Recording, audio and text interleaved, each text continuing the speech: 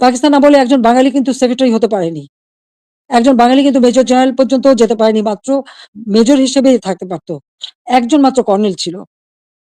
পাকিস্তান আমলে কিন্তু আমাদের শিক্ষার কোনো উচ্চশিক্ষার সুযোগই ছিল না।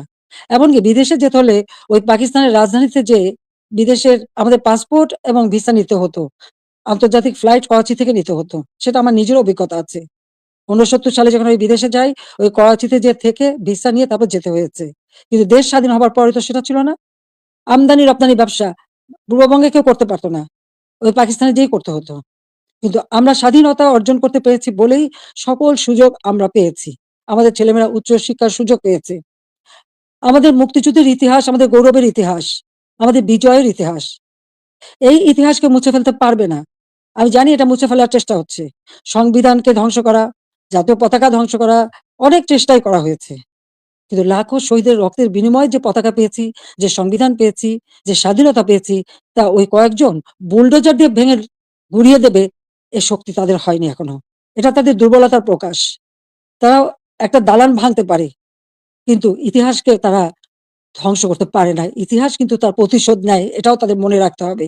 একবার মুছে ফেলা হয়েছিল ৭৫ এর পর। এরপরে আবার এখন শুরু। যারা এটা করছে, তারা তাদের হীনমন্যতার পরিচয় দিচ্ছে।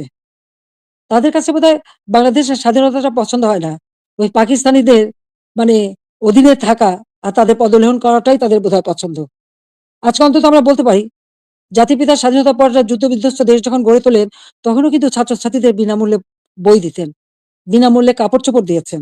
প্রত্যেক বাড়ি ত্রাণ সামগ্রী পৌঁছে দিয়েছেন। বাংলাদেশের মানুষের কল্যাণে তিনি কাজ করে দিয়ে গেছেন এবং পথ দেখিয়ে দিয়ে গেছেন। আর তারই পতাকা অনুসরণ করে আমরা বাংলাদেশ পরিচালনা করে বাংলাদেশকে কিন্তু উন্নত করেছি। আজকে আমরা বিনামূল্যে পুস্তক দিতাম ১লা জানুয়ারি। আমার প্রশ্ন, এবছরে কেন এখনো বই দিতে পারল না? ফেব্রুয়ারি মাস শুরু হয়ে গেছে। এখনো বই দিতে পারেনি। অথচ কোভিডের সময় যখন অর্থনৈতিক মন্দা বিশ্বব্যাপী, তখনও আমরা ঠিক ১লা জানুয়ারি আমাদের শিক্ষার্থীদের হাতে বই তুলে দিয়েছিলাম সময় মতো। তাদের পড়াশোনা স্কুলে যাওয়া বন্ধ ছিল, অনলাইনে পড়াশোনা করা বা টেলিভিশনের মাধ্যমে একেকটা ক্লাসগুলি সেটা তুলে ধরা তাদের কাছে। ঘরে বসে আমার ঘর আমার স্কুল, এই কর্মসূচি বাস্তবায়নের মাধ্যমে পড়াশোনা যাতে অব্যাহত থাকে সেই ব্যবস্থাই আমরা করে দিয়েছিলাম। প্রত্যেকটা শিক্ষা প্রতিষ্ঠান একেবারে প্রাইমারি লেভেল থেকে নিয়ে শুরু করে সবগুলি কিন্তু উন্নতি আমরা করেছি। মাদ্রাসার শিক্ষার উন্নতি করেছি, স্বীকৃতি দিয়েছি। কওমি মাদ্রাসাকেও আমরা স্বীকৃতি দিয়েছি।